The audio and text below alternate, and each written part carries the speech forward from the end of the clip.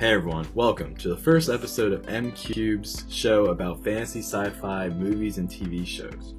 I'm your host, Schmook. First and foremost, I'd like to thank everyone involved with this network. I appreciate the opportunity of being on board. I'd like to thank my buddy Brad, who I've known for years, getting into contact with a lot of these guys, reaching out to them about me, and then giving me their information so I can be a part of helping to grow this wonderful network. I like what they're doing here, and I'm just looking forward to it growing as it goes. With this show, I plan on bringing to you guys everything fantasy sci-fi, specifically, TV shows and movies, because, in this world, we constantly keep getting stuff on all types of streaming services and in the theaters about, we're getting Star Wars shows every week, we're getting Marvel shows every week, we're getting DC, a lot of DC movies and content. So I look forward to doing this because there's always going to be something to talk about. Basically, in the beginning of each show, I'm going to want to talk about some news that's going on, like what's filming right now, what's new that we get to talk about, possibly like some trailers, because I think we're about to get a lot of new trailers soon, so that's going to be fun to talk about, specifically when they're starting to roll out, so we can go into depth about what these movies are going to be about. There's a lot of cool stuff coming out on the horizon, so I look forward to that. Then most of the show, I think, is going to consist of me talking about stuff that's just coming out and going into depth about, deep into it about what I think, and then what I think is going to happen with these shows. Specifically, there's some good shows out right now, like Loki and Star Wars The Bad Batch, both of which are on Disney Plus, and we're getting those each week. So I'll be able to talk to you all about that. And then any movies that come out, I know there's some good movies out right now, but unfortunately with COVID, we haven't been able to get a whole lot. But that's going to change here real soon. We're going to get a lot of movies coming out for the rest of the year. So I look forward to talking to you all about them and what to see, what to avoid. And yeah, I'll talk to you about what I think all of you will definitely like if you're into this type of thing, like fantasy sci-fi. I don't know who isn't. Anyway, I guess we can get right into it. So those are some introductions. A little disclaimer: I'm not the huge fan of my current studio. It's a work in progress. I might switch locations and make something more presentable to you guys. But I wanted to get a video out to you all as soon as possible because I want to start getting this train rolling so that we can get episodes out to you every week. So yeah.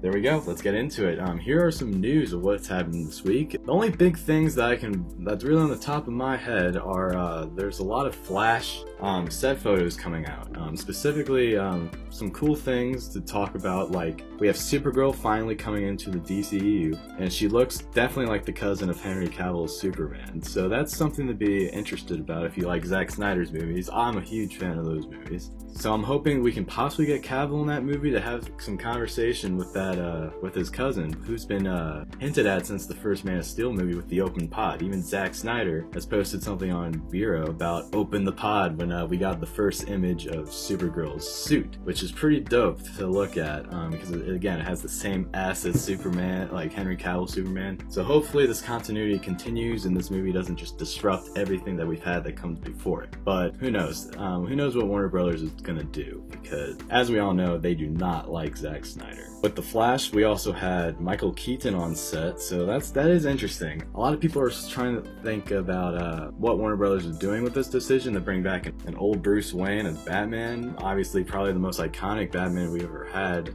which was the first big screen movie, Batman, with Michael Keaton's Batman '89 and Batman Returns.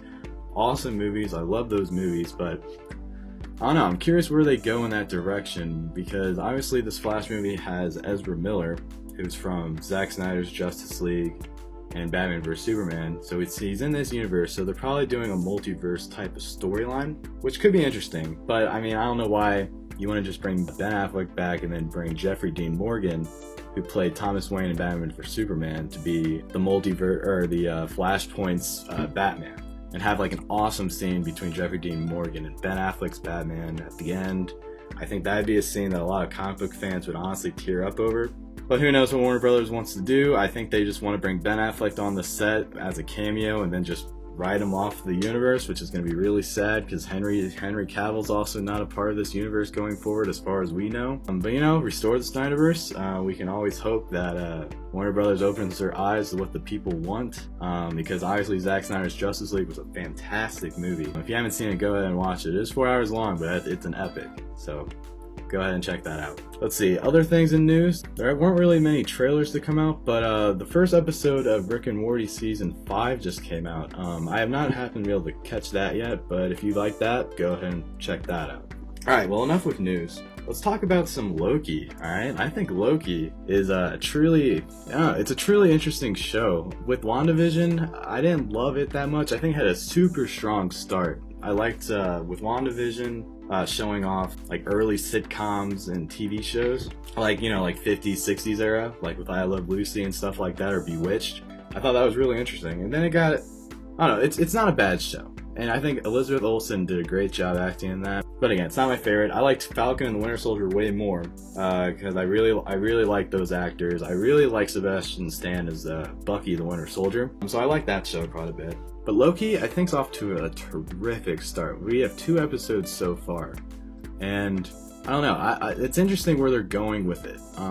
Because it starts off with Loki right at the end, like right in Endgame, where it's technically the end of the first Avengers movie in 2012, where the Avengers have Loki locked up, and then the Avengers from the future kind of take the Tesseract. But there's some complications where Hulk has to take the stairs, which is a good gag, where Tony Stark just gets murked by the Hulk, and then he loses out on the Tesseract, and Loki just grabs it and just disappears. And so we didn't know what happened until Loki, the show, just came out. And we find out that he just teleports somewhere, and then the TVA comes. Their job is to take out variants who are going to disrupt the precious timeline. Because the timekeepers are like these gods in this Marvel universe, where they think that there should just be one strict timeline, because if there was a multiverse war that we find out in the show, which basically disrupts our whole universe. But Loki's like, I'm me. Why do you think I'm disrupting the timeline? So there becomes a lot of complications there. But then we are introduced to Owen Wilson's character, Mobius, who's interested in the Loki variant, which is the Loki we know from the first Avengers. Still this evil guy, but then he shows Loki what his purpose was on the actual timeline. And Loki just doesn't believe it, but then he finds that he's trying to find the Tesseract so he can leave this place. He finds out that there's just a box of Infinity Stones, where they're just using these things as paperweights, which I think is kind of interesting. Like, the whole MCU up until this point was about these Infinity Stones, and Thanos literally snapping his fingers and wiping out the whole universe. In this area with the TVA, they're useless, they're meaningless, and that makes Loki think, wow, this is like the most powerful thing in the universe. But yeah, so far Loki's pretty good. That's basically the recap of the first episode. But it's interesting. It's definitely breaching out to be something pretty fascinating. Because the second episode came out not too long ago, and Mobius wants Loki to help him out to find this other variant that is another version of Loki, because there's multiple Lokis on this timeline. And like what the TVA does is basically try to shut down these multiverses. So they want to find this other Loki with Loki's help, since they basically share the same type of mind, so Loki would have a good idea where to find him, or her. As we find out later in that episode, we find out that it is, in fact, a lady Loki. And what she's been doing with the TVA, basically killing off their soldiers, getting these time things, I don't know how to describe them really, that basically resets the time when the variant comes, so like the timeline can get back on track and be on that normal like vertical line. So Lady Loki, just basically at the end of the episode, fights our Loki that we know, and Loki loses. And this Lady Loki completely disrupts multiple times in our universe by having these reset things go into different portals at different points in time, which causes multiple branches in reality. And what this, I believe, is setting up is the multiverse, because we're getting 2 fascinating movies coming out for Spider-Man Far From Home and Doctor Strange in the Multiverse of Madness, which those are 2 of my most anticipated movies, because with Spider-Man, they constantly say that they're not going to be a part of it, but I believe Tobey Maguire and Andrew Garfield are going to be a part of this movie. So we already know Willem Dafoe's in there. He's definitely coming back as Green Goblin. We know Alfred Molina's in there, who's coming back as Doc Ock. We know Jamie Foxx is in there, coming back as Electro from The Amazing Spider-Man 2. So it could be quite an interesting film. Then, of course, Doctor Strange: The Multiverse of Madness. It's gonna have, I mean, it's called The Multiverse of Madness. There's gonna be a lot of crazy stuff in there. And Elizabeth Olsen's Scarlet Witch is going to be in there. We learn in WandaVision how she's actually a part of the mystical arts now, where she's actually the Scarlet Witch now, not just Wanda. So yeah, Loki is off to a very promising start, and I'm very curious where they go from here, because they can do a lot of crazy stuff with the multiverse for the remainder of the show. And I doubt that they fix it in this show, because obviously we're getting these other movies. Alright, well I think that's it for Loki. But, we got Star Wars The Bad Batch, which is pretty awesome. I'm not going to talk about every single episode, but I will say that I'm a big fan of the show. There's a lot of filler episodes in there, where I really think there's only like 3 super stellar episodes, which is the first episode, which goes over Order 66 and our main characters, the Bad Batch, which are basically altered clones. And obviously Order 66 doesn't exactly hit them, like their chips in their head don't hit them right away, except for one of them, which is Crosshair. He's the sniper guy. He's cool. This happens when they're with literally Caleb Dune, who eventually it becomes Kanan. He's the last Padawan, right?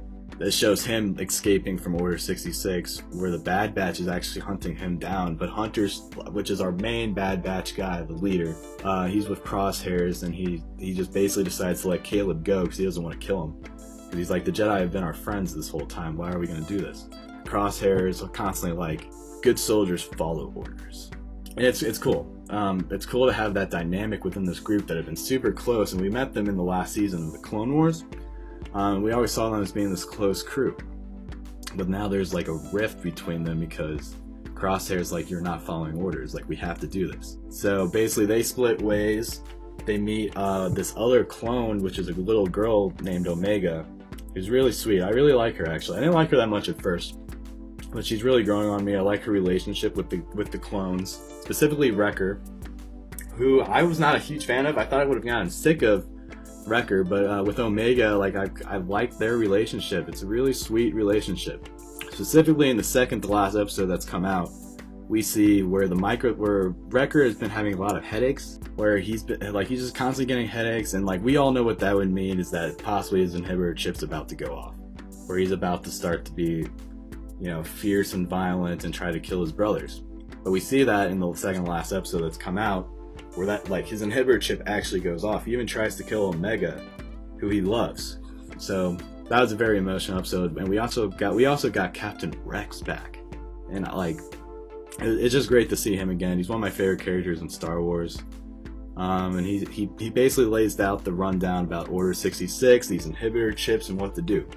So they go to this Jedi vessel to find like a medical station to try to get out these inhibitor chips, and that's when Wrecker starts going off. He starts wrecking havoc.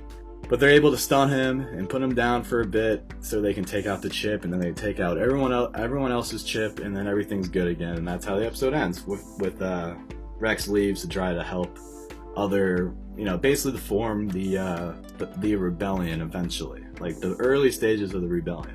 And then in the last episode we got for the Bad Batch, which might be my favorite one, is when Crosshairs finally finds the Bad Batch, and he's starting to hunt them down. There's a huge fight going on. It's a really good episode, but obviously the best part of the episode is the end. Oh, we got Cad Bane back? Oh, stop it. He's the man. One of the best bounty hunters I think the Star Wars universe has ever produced. And like there's like a sick like Clint Eastwood, like old West type of standoff between him and Hunter, and he's just a badass. Such a badass. But he takes Omega, and the animation looks perfect for him, like compared to Clone Wars, and we haven't known what he's been doing this whole time, I thought he was possibly dead, but then that reveal, he's back. Epic. I can't wait to see what they do with him. Specifically with the fact that we might get some Boba Fett scenes in this show, which could be awesome to kind of somewhat lead into the Book of Boba Fett that we get later this year, which is going to be an awesome live-action TV show for Star Wars. Because I love Boba Fett. I love the bounty hunters, the underground stuff with Star Wars. But yeah, I look really forward to it. So that's Bad Batch. It'll be easier just to go over like just each episode every week, but want to do a little bit of a recap for y'all. And then finally, all I'm going to say is just, if you want to see a movie in theaters, because, COVID, we haven't been able to see anything, I highly recommend A Quiet Place Part 2. I think the intro to that movie is one of my favorite introductions to any film ever, because it's just a sick introduction to how this post-apocalyptic world started, with a day one of all these aliens coming down and no one knows what's going on. It's epic. But I highly recommend that movie. It's probably one of my favorite movies of the year, like, thus far. So I just say go see it. But yeah, I think they'll basically do it for today. I say like and subscribe. Like, check out the rest of the content our crew's doing. I look forward to talking more to you all about fantasy sci-fi. And leave some comments. Let me know what you want to see on this particular show, because I would love to like take your thoughts into consideration. And yeah, I look forward to it, guys. Have a great day. I'll see you next week.